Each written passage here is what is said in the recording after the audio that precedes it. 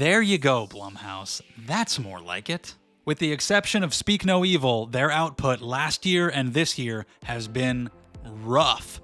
I was excited for this one though, because it's directed by Christopher Landon, who did the Happy Death Day movies and Freaky, which I think are a lot of fun, and I have a real soft spot for these 90-minute one-location thrillers when they're done well, as this one luckily is. It's a great premise utilizing technology that we're all familiar with. This woman is on a first date in a restaurant, and she starts getting these mysterious messages airdropped to her phone that tell her if they don't do what they tell her to do, they're going to kill her son. And while that's probably not going to happen to any of us, it's a great use of that concept, of something that we're familiar with. And this is possibly Christopher Landon's strongest outing on a pure directorial standpoint. I really like the way he shoots this. He gets the most out of this mostly one-location film, the way he shows this restaurant and the bathroom and the very few places we're actually allowed to go here. I really liked the camera work. He mines like as much tension out of something like this as you really can, the way it displays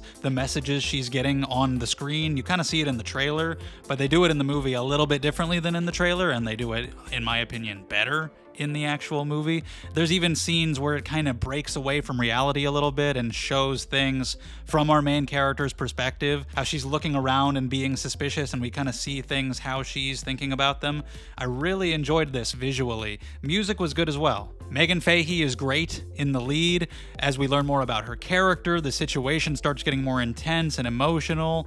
I thought she did a really good job. And Brandon Sklenar as her date, he was great too. And this guy was just so damn likable. Like Megan Fahey, beautiful woman, talented actress. But throughout the movie, I just had this feeling of like, I think I'd like to go on a date with this dude. He's handsome as fuck.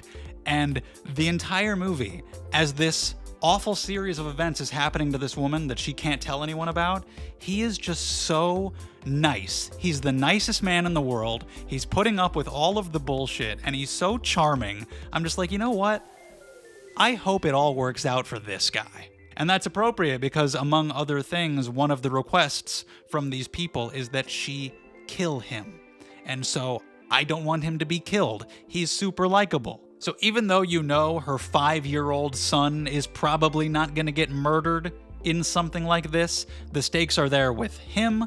The babysitter is her sister, so the stakes are there with her. And the entire situation is just one of those where I'm on the edge of my seat wondering, how is she going to get out of this? Figure out where these messages are coming from. Is there anything she can do to get one over on these people, to not make herself look like the crazy murderer person and actually win in this entire thing? And so I don't think the solution to the mystery itself was super surprising. I thought it was pretty clear after a while, but that's not that big of a deal. I think it still works fine, but either way, I was always more invested in the how, in how is she going to overcome this? What is she going to be able to do? Rather than the who. It's very well paced. It definitely does enough to keep the momentum going with what they are asking her to do and how the situation escalates and how she has to try to look for ways out of it, and you're always trying to figure out how she could possibly get out of it. And it does a good job with the script of making sure she does everything that she can so she looks intelligent enough, but also making the situation seem difficult enough. There's also some good setup and payoff, where some things that are established early on that you think are just romantic banter of the two getting to know each other actually end up coming back in unexpected ways later. So I thought the script was very nice and tight. Obviously, it's not the most realistic thing in the world. I think if you want to kill a guy, there's probably about 1 million easier ways to do it. I've never tried, but I imagine there's like plans A through Z and then some before you then have to resort to this convoluted airdrop bullshit.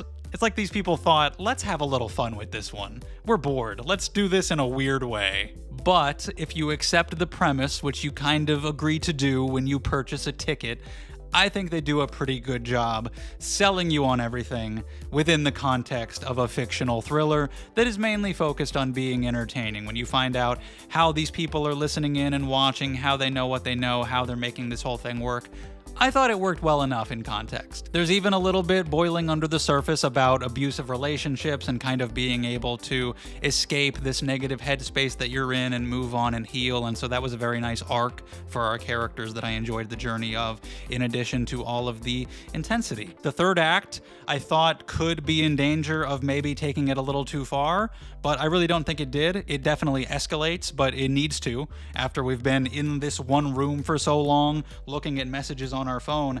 As good as that has been, as intense as they were able to make that, thanks to the acting and the script and the direction, the third act does need to get a little more climactic. It needs to step things up a bit, and I think it does. I think it does in an appropriate amount, and it was very satisfying. I also liked that even though this is a pretty serious situation, Christopher Landon's movies are often very comedic as well, and I like that he didn't lose that here, but it also doesn't overtake the actual stakes and the tension of the plot. It's mostly from the side characters. You got a little bit of humor sprinkled in there, here and there, appropriately, or sometimes it'll just be from the fun banter between our two leads as they're getting a little flirty with each other.